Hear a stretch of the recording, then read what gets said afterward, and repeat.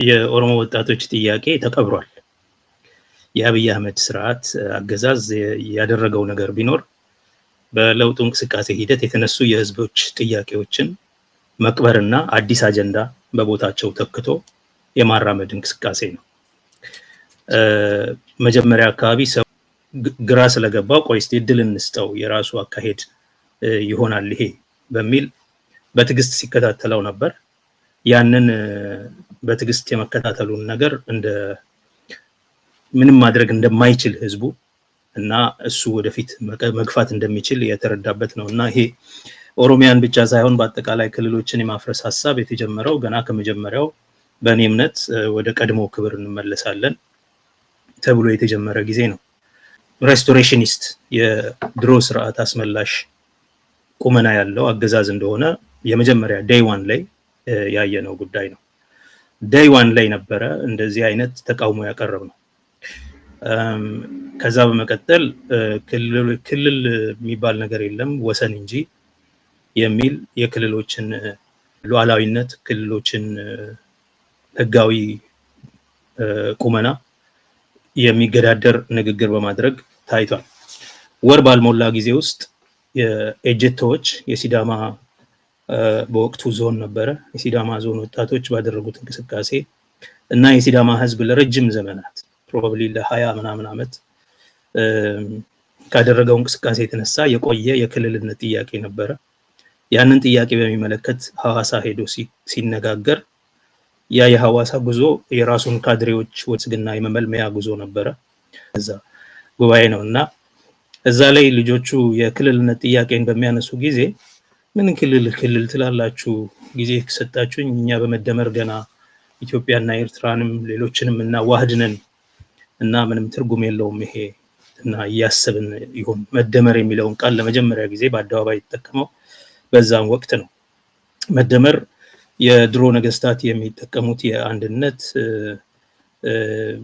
ሌላ ስም ነው በነገራችን ላይ ምንም ሌላ ነገር የለውም ያው እና እነዚህን ቃላት ሲጠቀም ኦሬዲ ፌደራላዊ ስርዓቱ ጋር ፌደራላዊ ስርዓቱን የማፍረስ የቆየ አላማ እንዳለ ግልጽ እየሆነ መጥቷል።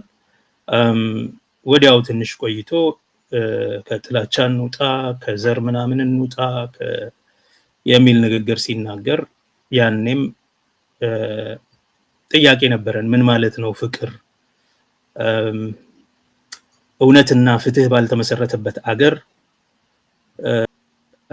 ፍትህ የሽግግር ፍትህ ባልሌለበት አገር ፍቅር እያሉ መሄድ ምንድነው ፍቅር ኢትዮጵያ አገሬ ምናምንም ሲባል ይሄው ነበረ ኮንቴስትድ የሆነ የነበረው ኢትዮጵያዊ ማን ነው የሚለው ጥያቄ በቄሮም ጊዜ ሲነሳ ነበር። አንዳንዶች አሸባሪ ናቸው አንዳንዶች የአገር አልሚ ናቸው።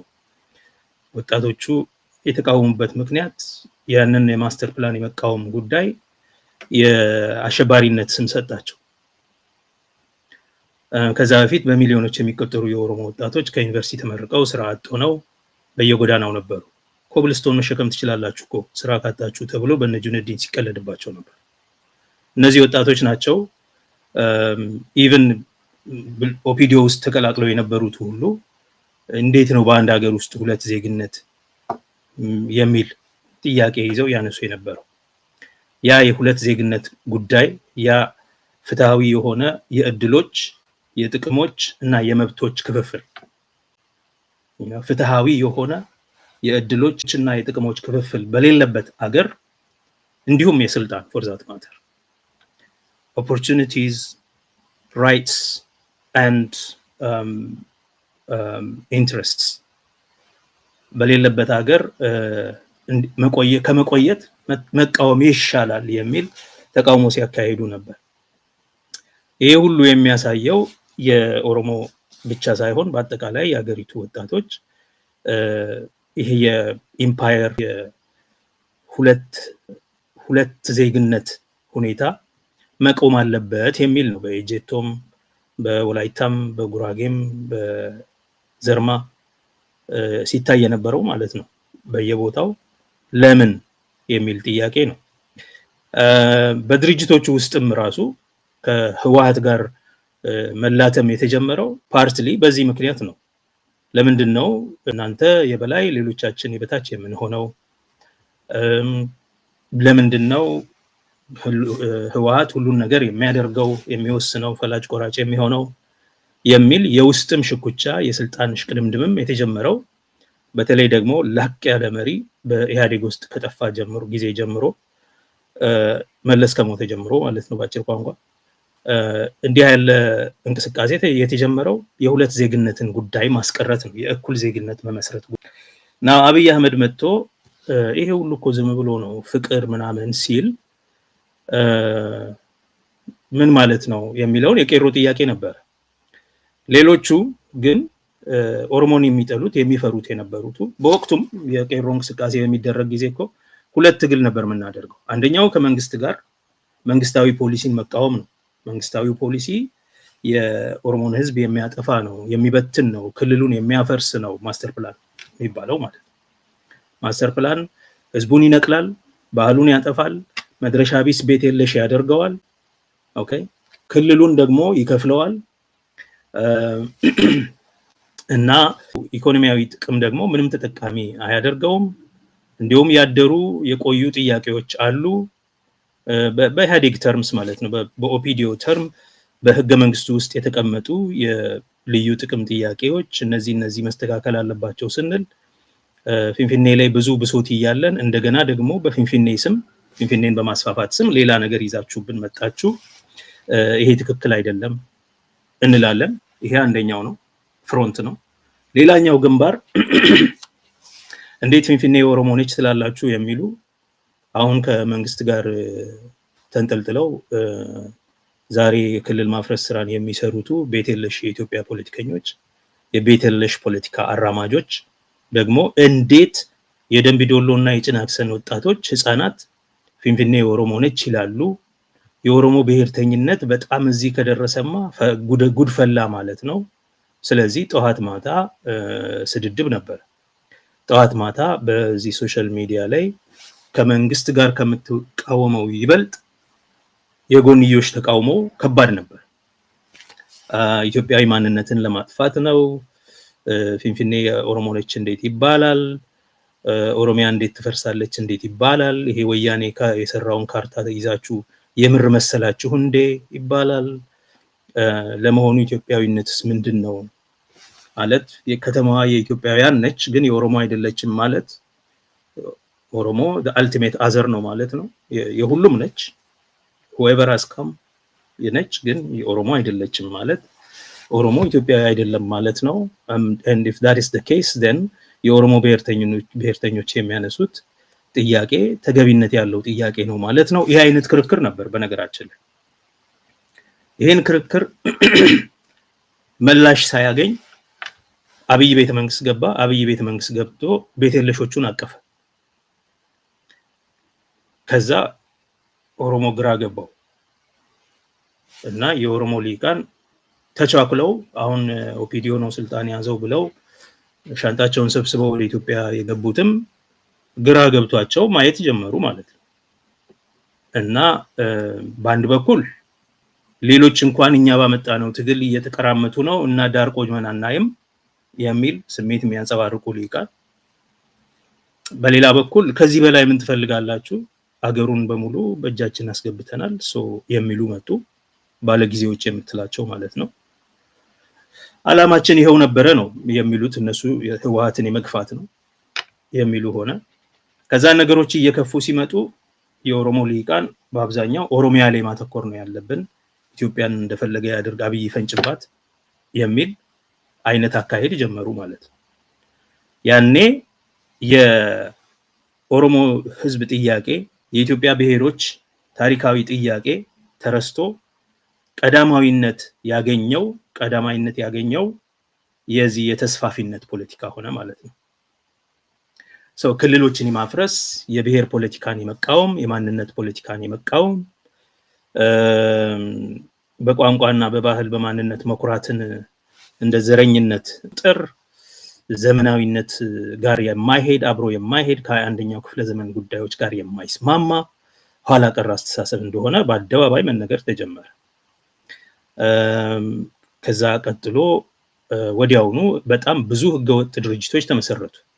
የእርቀ ሰላም ኮሚሽን፣ የክልሎችን ጉዳይ የሚያጠና የኤክስፐርቶች ቡድን፣ በኋላ ብሔራዊ ምክክር፣ አገራዊ ምክክር የተባለው የተለያዩ ሪፎርም የሚያካሂዱ ድርጅቶች፣ ፕራይቬታይዜሽን ኮሚሽን፣ የዚህ ኮሚሽን የዛ ኮሚሽን የሚባል ምንም ህገ መንግስታዊና ህጋዊ መሰረት የሌላቸው ድርጅቶች ሲመሰረቱ እና ስልጣንን ሙሉ በሙሉ ወደና አብይ እጅ የማሸጋገር አካሄድ ሲጀመር ያኔ የትኛው ሐሳብ በኢትዮጵያ ውስጥ የበላይነት እንዳለው ኢምፓየራዊ የመስፋፋትና የጨፍላቂነት ሐሳብ የበላይነት እያገኘ መሄዱን የሚያሳይ ነገር ታየ። ወዲያው ሮድማፕ አቀባዮቹ እኛ ነን ብለው መጡ። ቤት የለሾቹ ማለት በሁሉም ኮንስቲትዩዌንሲ ተባረው አሁን መቆሚያ የሌላቸው ማለት ነው። እና ብቸኛው ነገር እንጠልጠል ወይ ከአብይ ጋር መሆን ያለባቸው ወይ ደግሞ ከውጭ ሀገር የኢትዮጵያ ጠላቶች ጋር በመተባበር ፖለቲካል ሬሌቫንስ ለማግኘት የሚጥሩ እንደነ ብርሃኑ ነጋ አይነት ነው። ያኛው እዚህ መንግስት ላይ መንጠልጠል ሲያቅተው ወደ ውጪ፣ ይሄኛው መንግስት ላይ ተለጥፎ ስልጣን ምክንያቱም ከንቲባ ሆንበታለሁ ብሎ ሲፎክር የነበረውን ፊንፊኔ ከተማ በምርጫ አልተመረጠም። አማራ ክልል ሄዶ በክላሽ ነው የተባረረው ከስቴዲየም። ኢትዮጵያ የሚልላት ለሷ ብዬ ኦሮሞ ያለውን ስጋት አይቼ ነው፣ ኦሮሞ ለኢትዮጵያ ያለውን ስጋት የሚፈጥረውን የደህንነት ስጋት አይቼ ነው ወደ ፖለቲካ ገባሁት የሚለው ሰውዬ በኢትዮጵያኒስት ማህበራዊ ቤዝ መሰረት ያለው አካባቢ ሄዶ በመሳሪያ ነው እንደ ውሻ የተባረረው። የራሱን ዞን አያውቀውም ድሮም፣ ወደዛ ሄድም እዛ ሄዶ መወዳደርም የማይፈልግ ሰው ስለሆነ ቤት የለሽ መሆናቸው በግላጭ ፖለቲካቸው ቤት የለሽ ማህበረሰባዊ መሰረት የለሽ እንደሆነ ዝም ብሎ የኤሊት ፋንተም ኢምፓየር ግንባታ እንደሆነ ተረጋገጠ። ያኔ ያላቸው አማራጭ መለጠፍ ብቻ ነው። አሁን የሁለቱም ፕሮግራም ካየ የኢዜማና የብልጽግናን ፕሮግራም ካየ አንድ አይነት ነው። የብሔር ፖለቲካን ይቃወማሉ፣ የማንነት ፖለቲካን እናስቀራለን ይላሉ። ስርዓቱን ፌደራላዊ ከሚሆን ወደ መልክዓ ምድራዊ የሆነ አይነት ፌደራሊዝም ተቸግረው ማለት ነው። ስሙን ፌደራል ያው ኢምፓየሩን ለማስቀጠል የሚችል የሆነ አይነት አሬንጅመንት ይላሉ። ፕሬዚደንታዊ ስርዓት እናደርጋለን ይላሉ። አንድ አይነት ነው።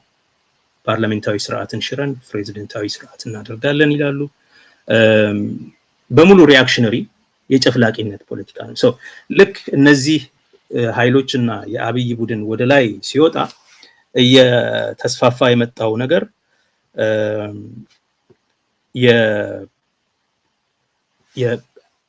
ጊዜያዊ አሸናፊነት እንዲሰማቸው ሆነ። እነዚህ የአንድነት ኃይሎች በላቸው ቤት የለሽ ፖለቲካ አራማጆች እነሱ እንላቸው ይሻላል፣ በሙሉ ያሸነፉ መሰላቸው። ኢትዮጵያ ገነነች ተባለ፣ ብዙ ተዘመረ፣ ተዘፈነ። ስለ አብይም ስለ መሲህነቱም ስለ አዳኝነቱም አድርገው መናገር ጀመሩና ይሄ ክልሎችን የማፍረስ ጉዳይ ዛሬ በክለስተራይዜሽን ተብሎ የመጣው ማለት ነው የማፍረስ ጉዳይ በዋናነት የብሔር ጥያቄዎች ተብሎ በታሪክ የቆየውን ጥያቄ ለማዳፈን ይመጣል። በዋናነት በቀዳሚነት ማለት ነው። የቤት የለሽ ፖለቲካ አራማጆች ቤተ መንግስት መግባታቸው ነው። በመሳሪያ ኃይል በሐሳብ ያላሸነፉትን ጥያቄ የብሔሮች ጥያቄ ማለት ነው የክልሎች መብት በሐሳብ ማሸነፍ ሲያቅታቸው በጉልበት የማሸነፉ እድል፣ በጉልበት የመጨቆኑ የመጨፍለቁ እድል አገኙ ማለት ነው። ያንን እድል ደግሞ ያገኙት አብይ አህመድ ቤተ መንግስት ስላለ ነው። አብይ አህመድ እና እነሱ ያላቸው ፕሮግራም አንድ ነው። አብይ አህመድ ፖለቲካው ከ2005 ጀምሮ ከቅንጅት ፖለቲካ የተቀዳ ነው።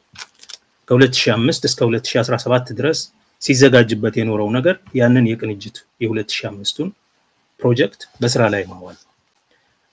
ከነሱ ተውሶ ነው ሲንቀሳቀስ የነበረው ነው ሲያጠና የነበረው። ቀደም ብሎ ሲናገር ነበር ስለ ቋንቋዎች በተለያየ ሚኒስትር ሆኖ እያለ ራሱ የሚያወራቸው ነገሮች ነበሩ። ማን ነው ብለን ምርምር ስናደርግ የደረስንበት ወዲያውኑ ማለት ነው። በብሬት ስንቃወም የነበረው እሱ እንዳይሆን እሱ ጠቅላይ ሚኒስትር ከሆነ አደጋ አለው ብለን ስንቃወም የነበረው አንዱ ቀድሞ በሚኒስትርነት ደረጃ ሲናገር የነበራቸው ነገሮች ጸረ ኦሮሞና ጸረ ብሔር ብሔረሰቦች ናቸው። የቤት የለሾች ፖለቲካን ነው የሚያራምደው። ኦኬ ስለ አንድ ቋንቋ ሉዓላዊነት ልዕልና ነው የሚያወራው ይሄ ሰው። የትምህርት ባክግራውንዱ የኦሮሞ ህዝብ የደህንነት ስጋት ነው። በኋላ ማንም ሳንደለስ ስለሆነ ከ7ኛ ክፍል ፒኤችዲ የሚለው ወሬ ይሄ ነገር በኋላ የፈለገ ሰው እንደ ስካንዳል የሚያፍር ቢሆን እኛም ሰው ነው ብለን ነው ያሰብነው። እሱን እጁን ጠምዝዞ በዚህ ያስፈራራ ብዙ ነገር ሊያደርገው ስለሚችል ይሄ ጥሩ አይሆንም። ባይሆን አነሰም በዛ የራሱ የሆነ ነገር ያለው ሰው ይሻላል። so Lemma was the preferred person ምናምን ብለን በስፋት በኦሮሞ ተቃውሞ እንቅስቃሴ ውስጥ በአክቲቪስትነት ሲንቀሳቀሱ የነበሩት እነ ጀዋርም እኛም በምሬት ነበር የምንቃወመው። በኋላ ላይ ጀዋር ሐሳቡን ቀየረ በተለያዩ ምክንያቶች። ነገር ግን አብይ እዛ ስለገባ ይሄ ሐሳብ የበላይነት ያለው ሐሳብ መሰለ። ምክንያቱም አሁን በሐሳብ ፍትጊያ ማሸነፍ ያልቻሉትን በህዝብ እንቅስቃሴ ማሸነፍ ያልቻሉትን ኦኬ ምክንያቱም ሁሉ ጊዜ ነው የአንድነት ኃይሎች ብዙ አይነት መሬት አንቀጥቅጥ ሰላማዊ ሰልፎች ትግሎች በአመት 12 ቦታ የሚሰነጣጠቁ ድርጅቶች ይመሰርታሉ፣ ይስተባበራሉ፣ ይፈርሳሉ፣ ይሰነጣጠቃሉ። ይሄን ሲያደርጉ ነው የኖሩት። የታወቀ ነው። ቁጥር ስፍር የላቸውም። የነሱ ፍራግመንቴሽን ማለት ነው። ስማቸውን እየቀየሩ ሪሳይክል እየተደረጉ የሚወጡት ማለት ነው። እና እነዚህ ሐሳባቸው ኮሄረንት እንዳልሆነ ሐሳብ እንደሌላቸው የሚያሳይ ነው። ምክንያቱም ድርጅት የሚቆመው በሐሳብ ላይ ነው። ሀገር የሚመሰረተው የሚገነባው በሐሳብ ላይ ነው።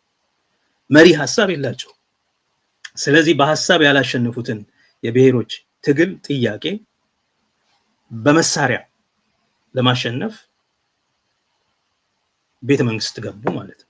ቤተ መንግስት ላይ ተለጠፉ። ቤተ መንግስቱ ከዚህ በላይ አያውቅም። ከመሃይምነትም የተነሳ ሊሆን ይችላል። ይሄ ሜጋሎሜኒያም ሊሆን ይችላል። ከናርሲሲዝም ከሜሳያኒክ የሆነ የኢትዮጵያ ፖለቲካ ትራዲሽን ውስጥ ከመወለድ መሲሃዊ የሆነ አገር የማዳን ኃላፊነት እግዚአብሔራዊነት የተጠናወተው የኢትዮጵያ ፖለቲካ አለ ሁሉ ጊዜ። ኢሳያስን የትንቢት እየጠቀሱ እግዚአብሔርን የፖለቲካቸው አካል የማድረግ እንቅስቃሴ ማለት ነው።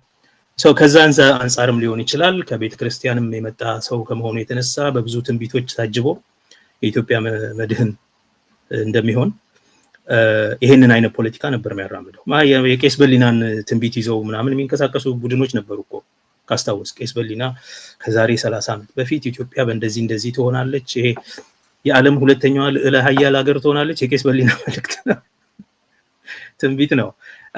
ሰው ይሄንን ሁሉ የያዙ የሜዲቫል ፖለቲከኞች ናቸው አብይ ይዞ የገባው ማለት ነው። እነሱ ይሄን ያውቃሉ፣ ግን ተጠግተው ማለት በሃይማኖት ከሆነ የታወቀ ነው የነሱ አካሄድና የሱ የተለያየ ነው።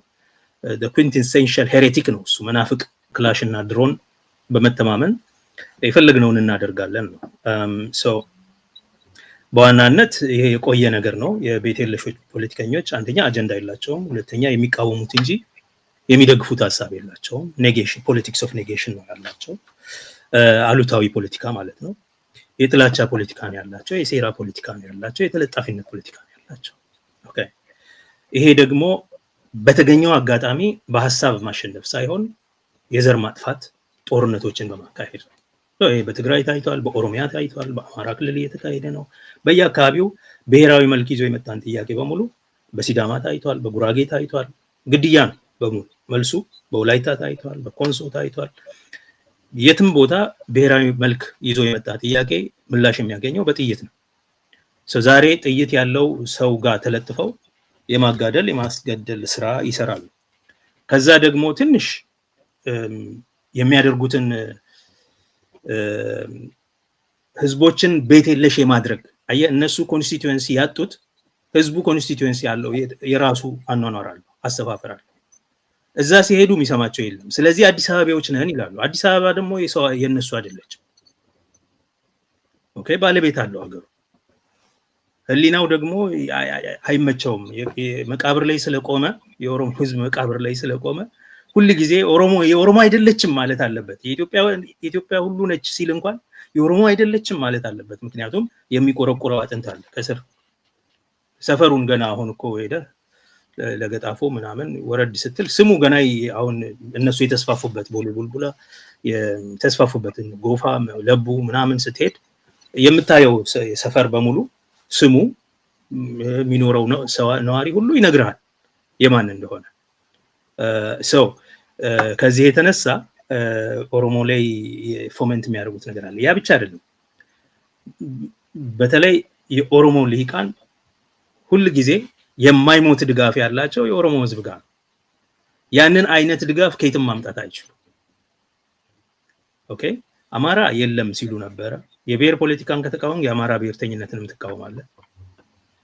ኦኬ አለ ሲሉ ደግሞ እንደ አማራነት አውሩ ስለሚባሉ ኮርነርድ ይሆናሉ። አማራ ስላይደሉ ደግሞ አብዛኞቹ የአማራ ህዝብ ይተፋቸዋል፣ እንደነ ብርሃኑ አይነቱን ማለት ነው። እንኳን እነሱን አንዳንዶቹን እስክንድርንም ይገፋል። ጥሩ ነው ማለት አይደለም። ያ ግን እንዲህ አይነት ናሽናሊዝም ነው ያለው እዛ አሁን እየበቀለ ያለው ማለት ነው። የትሮማታይዝድ የሆነው የአማራ የቁስል ያለው ሴንሲቲቭ የሆነ የአማራ ብሔርተኝነት ከተጠራጠረ ይመታል። እነ እስክንድርም አማራ አይደሉም እስከመባል የተደረሰበት ማለት ነው። እነ ልደቱም አማራ አይደሉም ሰው አገው ነው። እነ ታማኝ ቅማንት ናቸው እየተባለ ይሄዳል። ያ አይነት እንትን አስተሳሰብ ስላለ አሁን ምንድነው ማድረግ ያለባቸው? ማህበረሰባዊ መሰረት ያላቸውን የፖለቲካ አደረጃጀቶች ማህበረሰባዊ መሰረታቸውን መናድ አለባቸው። ስለዚህ የሚመጡበት አካሄድ ምንድነው? ክለስተራይዜሽን፣ ክልል የለም ወሰን እንጂ የሚል ብሔራዊ ማንነት፣ ብሔራዊ መልክ ያለው ጥያቄ ያለው አካባቢ እንዳይኖር የማድረግ ነው። ይሄንን በተለያየ መንገድ ኦሬዲ ሲሰሩት ቆይተዋል። ደቡብ ክልልን ህገወጥ በሆነ መንገድ ሲያፈርሱ በነገራችን ላይ የኤክስፐርቶች ቡድን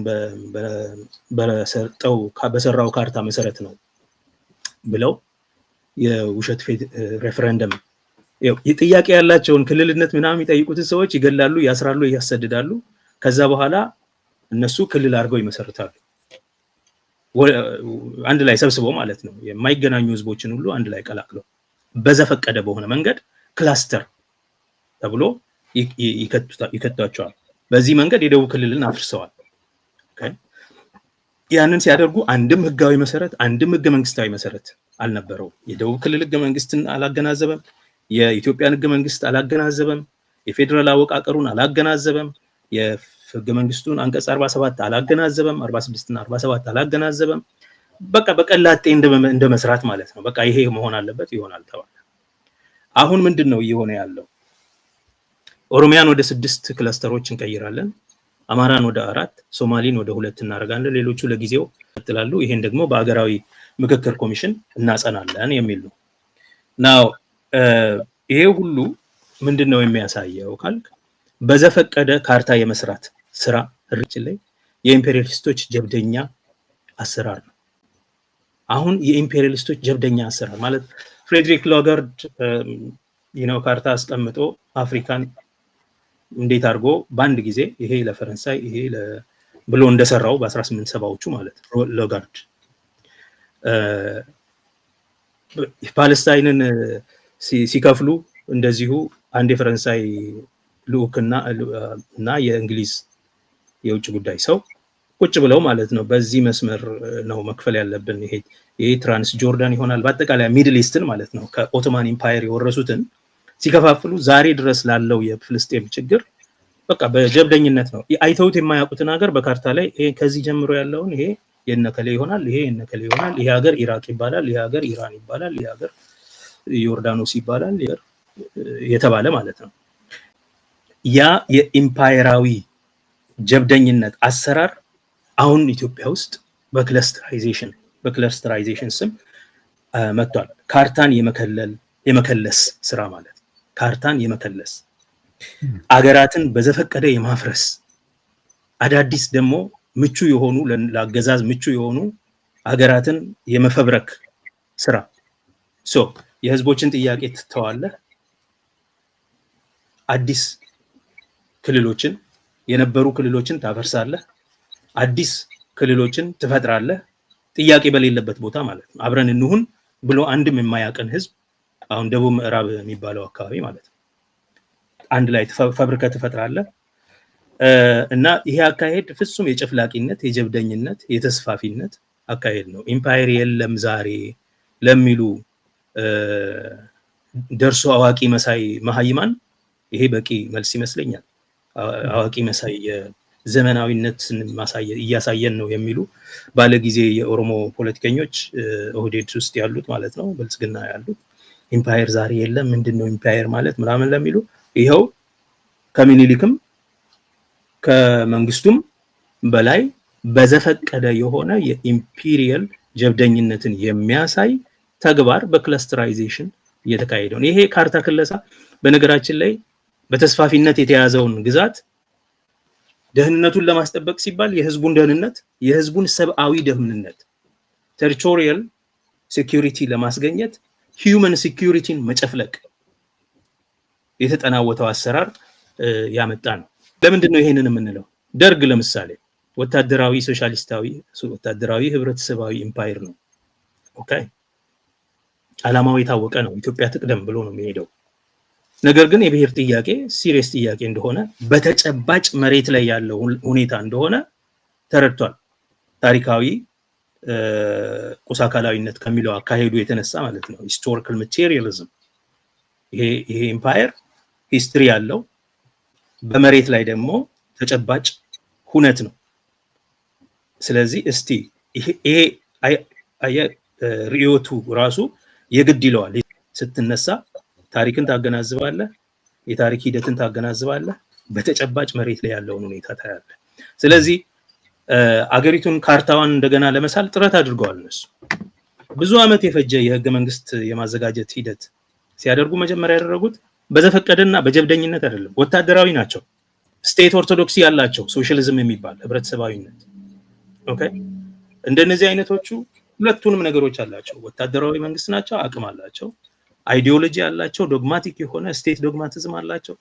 ሄደው እንደፈለጉ ሊሸነሽኑት ይችሉ ነበር they didn't ምክንያቱም ታሪካዊ ቁሳካላዊነት የሚለው አብሰራር መሬት ላይ ያለውን ተጨባጭ ሁኔታ ከግንዛቤ ከተተመውን ስላለበት ምንድነው ያደረጉት ትልቅ ኢንስቲትዩት ፈጠሩ የብሔረሰቦች ጥናት ኢንስቲትዩት የሚባል እሱ ውስጥ ያ ብሔረሰቦች ጥናት ኢንስቲትዩት በህግ ነው የተቋቋመው ህግ ምን ያህል ትርጉም አለው ምናምን ልትል ይችላል ግን የሚሊተሪ አገዛዝ ህግ ነው መሬት ላራሹን ያጸደቀው መሬት ላራሹን ተቀበለ አልቀበልም ማለት አትችልም የመሬት ጥያቄን ተቀበለ የብሔረሰብ ምስራቅ አውሮፓ ልኮ አስተምሮ አብቅቶ ጭምር ነው ያሳተፈው ጂኦግራፈሮች ካርቶግራፈሮች አሉ ሊንግዊስቶች ፊሎሎጂስቶች አሉ ኤትኖሎጂስቶች ኢትኖሙዚኮሎጂስቶች እንኳን አሉበት ሩማኒያ ሙዚቃ ጥንተው የመጡ ምናምን ሰዎች ሃንገሪ ቡዳፔስት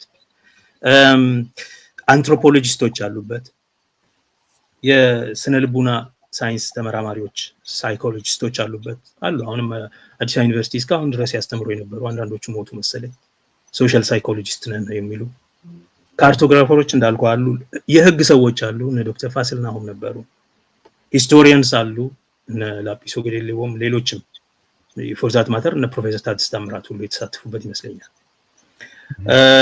ኢኮኖሚስቶች ኦፍ ኮርስ በተለይ አግሮ ኢኮኖሚስቶች አሉበት ኢንጂነሮች አሉበት በተለይ የውሃ ኢንጂነሮች ኢሪጌሽን ኢንጂነሮች እና የመሳሰሉት እና ኦፍ ኮርስ ፖለቲካል ሳይንስ የተማሩ ሰዎችም አሉበት ናው እነዚህ ስንት አመት ነው የፈጀባቸው ከ1972 እስከ 1980 በሐበሻ ማለት ነው 8 አመት የፈጀ ጥናት አድርገው ረቂቁን ሲያቀርቡት ሞር ኦር ለስ አሁን ያለውን የብሔር ክልሎችን የሚመሰርት ካርታ ነበር ያዘጋጁት በመጨረሻ ያንን አልቀበልም ያለው ማን ነው መንግስቱ ራሱ ነው መንግስቱ ምንድነው ያደረገው በኤርትራ ያለውን በትግራይ አካባቢ ያለውን የኤርትራ ራስ ገዝ የትግራይ ራስ ገዝ አሰብ ራስ ገዝ በሶማሊያ አካባቢ ኦጋዴን ራስ ገዝ፣ ድሬዳዋ ራስ ገዝ ምናምን ብሎ 5 ያህል ራስ ገዞች እሳት ያለበትን አካባቢ ትንሽ ኦቶኖሚ ሰጥቻለሁ ለማለት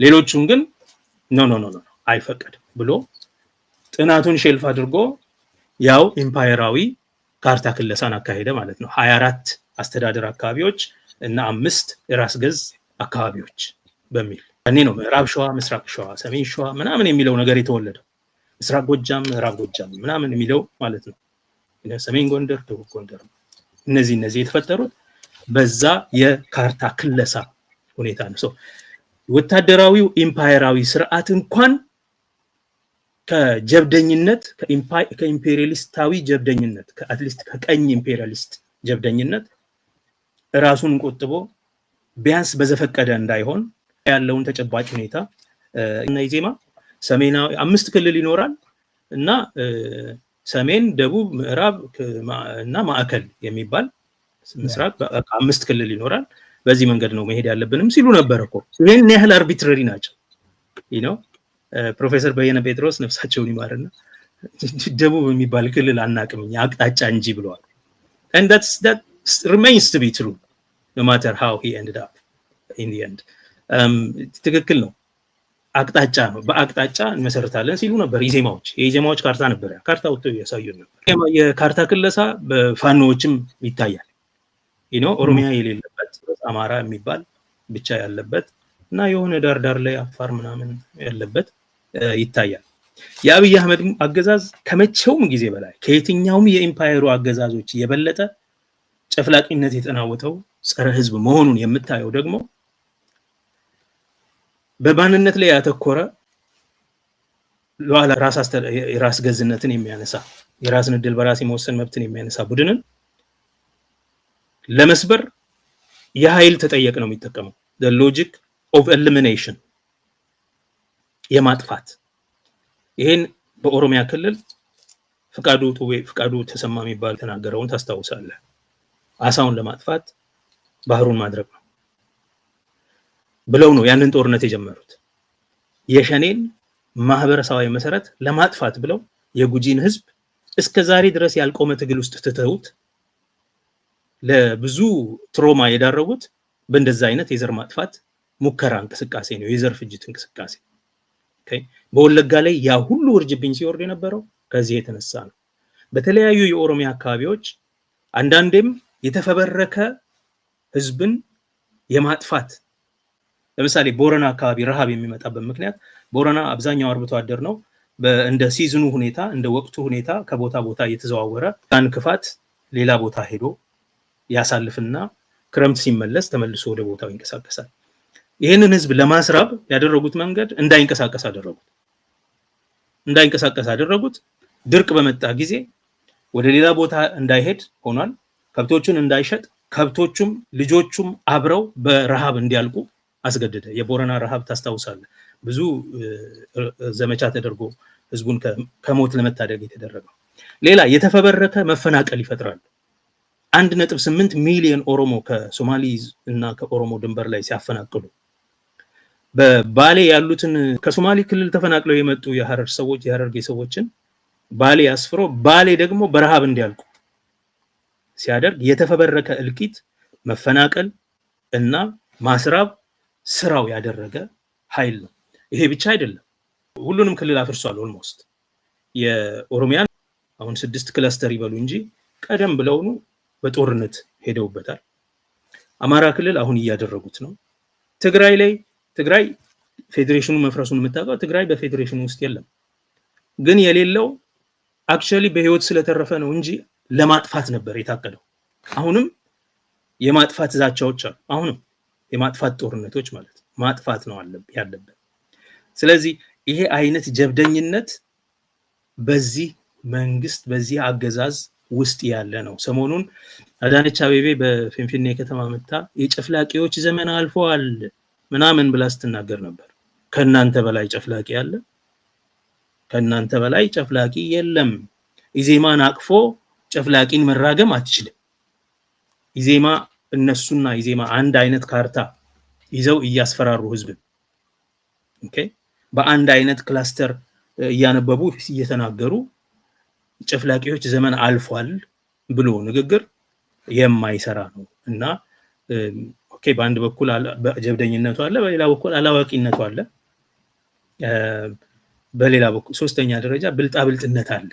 በለገደምቢ ከሚወጣው ኤሚሽን የተነሳ ህዝቦች ሲሞቱ በሚድሮክ ኤሚሽን ህፃናት አካለ ጎዶሎ ሆነው ሲቀሩ፣ ከብቶች አካለ ጎዶሎ ሆነው ሲቀሩ፣ ወፎች ሲያልቁ፣ ኦኬ አካባቢው በሙሉ ሲበከል ያኔም ተቃውሞ ነበር። ከዛ የተለያየ ጊዜ ደግሞ ይሄ እናንተ አይደለም ይሄ ቦረና ነው ያኛው የንትን ነው እያሉ አሁን ደግሞ መጨረሻ ምስራቅ ምዕራብ የሚል በማድረግ ህዝብ ኮንስታንትሊ በችግር ውስጥ እንዲቆይ፣ ኮንስታንትሊ በትግል እንቅስቃሴ ውስጥ እንዲቆይ፣ በመከራ ውስጥ እንዲቆይ እያዳረጉት እንደሆነ ይታወቃል። በወቅቱ የጉጂ ዞን እንዲህ አይነት ጥያቄ ሲያነሳ ያው የጉጂ ማንነት እና የአካባቢው የራሱ መሆኑን ለማሳየት የሚያደርገውን እንቅስቃሴ የዞን እኮ ህጋዊ መሰረት የለውም የሚል ነገር ጀምረዋል። ዞን ህገ መንግስታዊ መሰረት እውነት ለመናገር በህገ መንግስቱ በኢትዮጵያ ህገ መንግስት ውስጥ ህገ መንግስቱ አይጠቅስም። ያሉት የመንግስት የስልጣን እርከኖች የፌደራል መንግስት አለ፣ የክልል መንግስታት አሉ፣ የወረዳ ተወካዮች የሚል አለው። ህገ መንግስቱ ውስጥ ያሉት እነዚህ ሶስት እርከኖች ናቸው። የፌደራል ህገ መንግስቱ፣ የክልል ህገ መንግስታት የክልል መንግስትን እውቅና ይሰጣል፣ የወረዳ መንግስትን እውቅና ይሰጣል። በኋላ ደግሞ በአዋጅ የቀበሌ መንግስትንም በአባዱላ ጊዜ ማለት ነው የቀበሌ መንግስትንም፣ ለዛ ነው የቀበሌው ምርጫ ነበረ ካድሬዎች ድረስ። ይሄ በኢህአዴግ ዘመን እንደ ህግ ተደርጎ በአዋጅ ነው በአዋጅ የቀበሌ ምርጫዎች እንዲካሄዱ የቀበሌ መንግስት እንዲኖር፣ ምክንያቱም በመልካም አስተዳደር ስም ስልጣንን ላለማማከል ዲሴንትራላይዝ ለማድረግ እና ለህዝብ አቅርቦት እንዲኖረው ቅርበት እንዲኖረው አስተዳደሩ በሚል የተወሰነ እርምጃ ነበር። ክልሎች ውስጥ ህጋዊ የሆኑ አዋጆች አሉ። አይደለም ዞንን እስከ ወረዳ ድረስ የሚሄድ። የደቡብ ክልል በህገ መንግስት ነው ዞኖችን የሚያውቀው የነበረው። የደቡብ ክልል ህገ መንግስት በህገ መንግስት ደረጃ ዞኖች አሉት። ዞኖች፣ ልዩ ወረዳዎች እና ያው ልዩ ወረዳ ማለት የዞን ኢኩቫለንት ወረዳ ማለት ነው። እነዚህ በደቡብ ህገ መንግስት ውስጥ ያሉ ናቸው። እንደ እውነቱ ለመናገር የፌደራል ህገ መንግስት በክልሎች ውስጥ ስላለው አወቃቀር ማውራትም አይችልም። የፌደራል ህገ መንግስቱ ማውራት የሚችለው በክልሎችና በፌደራል መንግስት መካከል ስላለ ስልጣን ነው። በክልልና በሎካል በአካባቢያዊ አስተዳደሮች መካከል ያለው ጉዳይ የክልሎች ጉዳይ ነው። ካውንቲስ፣ ዲስትሪክትስ፣ ኤጁኬሽን ዲስትሪክትስ የሚባሉት ነገሮች በክልሎቹ ሉዓላዊነት ስር ያሉ ነገሮች ናቸው። የፌደራል ህገ መንግስቱ ምንም ባይልም የክልል ህገ መንግስታት ስለ ዞኖች ካወሩ በህጋዊ ነው። ቢያንስ የደቡብ ክልል ስለ ዞኖች ያወራል። ቢያንስ እነዚህ የዳር ሀገር ክልሎች ቤኒሻንጉል፣ ጋምቤላ ስለ ዞኖች ያወራሉ። ኦኬ 5 ዞኖች አሉት ለምሳሌ ጋምቤላ። ይሄ በህገ መንግስቱ ያለ ነው። ኦኬ the same goes for ቤኒሻንጉል ጉሙዝ። እነዚህ በህገ መንግስት ያሉ ናቸው። በህገ መንግስት የለም የሚለው ትንሽ ብልጣብልጥነት የተሞላው ክህደት ነው። የትግራይ ህገ መንግስት ስለ ዞን ያወራል። ምዕራብ ዞን፣ ማዕከላዊ ዞን፣ ደቡብ ዞን የሚል አለው። ይሄ በክልል ህገ መንግስት ውስጥ አለ። በክልል ህገ መንግስት ውስጥ ያ ብቻ አይደለም። የኢትዮጵያ መንግስት ለ30 ዓመታት በጀት እየመደበ ዞን በጀት እየመደበ ሲያንቀሳቅስ ነበር ለዞን አስተዳደር። የዞን እርከን የሹመት ደረጃ ነበር። በኦሮሚያ ለምሳሌ የጨፌው ቋሚ ስላይደለ በአመት 2 ጊዜ የሚሰበሰብ ፉል ታይም ስራ የሌለው የማይከፈላቸው አባላት ያሉበት ናቸው። የኦሮሚያ ጨፌ ውስጥ ጨፌ ስራ እንዲሰራ ግን በየቀኑ እንዲሰራ የሚያደርገው የጨፌው ቋሚ ኮሚቴዎች ናቸው። የጨፌው ቋሚ ኮሚቴዎች የሚመሩት በዞን አስተዳዳሪዎች ነው። በካቢኔዎችና በዞን አስተዳዳሪዎች ናቸው። ካቢኔ አባላት አብዛኞቹ የጨፌ ቋሚ ኮሚቴ አባላት ናቸው እና ደግሞ የዞኖቹ አስተዳዳሪዎች ናቸው። በወቅቱ የነበሩት 11 በኋላ ወደ 17 ወደ 20 ምናምን ሲያድጉ እነዚህ ሰዎች ነበሩ የቋሚ ኮሚቴ አባል ሆነው አብዛኞቹ የቋሚ ኮሚቴዎቹ የክልሉ የቋሚ ኮሚቴዎች የማህበራዊ የምናምን እነዚህ የጤና የሚለውን ሁሉ የሚመሩት እነዚህ የዞን አስተዳዳሪዎች ናቸው። ፔሮላቸው በዞን አስተዳዳሪነታቸው ነው እንጂ በጨፌ ቋሚ ኮሚቴነታቸው አይደለም። ደሞዛቸው ይሄ ሁሉ ሲሆን የኦሮሚያ ክልል ህጋዊነቱን አውቆ ስልጣን ሰይሞ ገንዘብ ከፍሎ በጀት መድቦ ሲያንቀሳቀስ የነበረ ነው እና ይሄ ለ30 ዓመት የተደረገ እንቅስቃሴ ዛሬውኑ በድንገት ከ30 ዓመት በኋላ ህገወጥ ሊሆን አይችልም። በክልል ደረጃ ልክ ነው። የፌደራል ህገ መንግስቱ ስሙን አይጠቅስም ዞን ብሎ፣ ግን የፌደራል ህገ መንግስቱ ክልሎች ለአስተዳደራዊ አመቺነት እያዩ እንደፈለጉ አደረጃጀታቸውን ይወስናሉ ብሎ ኢምፓወር አድርጓቸዋል። ዞን ስሙ አልተጠቀሰም እንጂ አልተከለከለም። ያልተከለከለ ደግሞ በህግ የተፈቀደ ነው። ስለዚህ ክልሎቹ በህገ መንግስቶቻቸው ሲፈቅዱ ነበር። ከዚህ አልፈው ደግሞ በአዋጅ ምንም እውቅና የሌለውን የቀበሌ መንግስታት አቋቁመው ምርጫ ሁሉ ሲያካሂዱ ነበር። ይሄ አልሞቱም እና አባዱላ የኦፒዲዮ ሰዎች በሙሉ እነ ሙክታር ያቃሉ አሉ። ይሄ ሲሆን ተነጋግረን እናቃለን ከነ ሙክታር ጋር። ሙክታርን የተማሪ ስለነበር ቀበሌ ምርጫ ምንድነው የሚለው ነው ማለት ነው።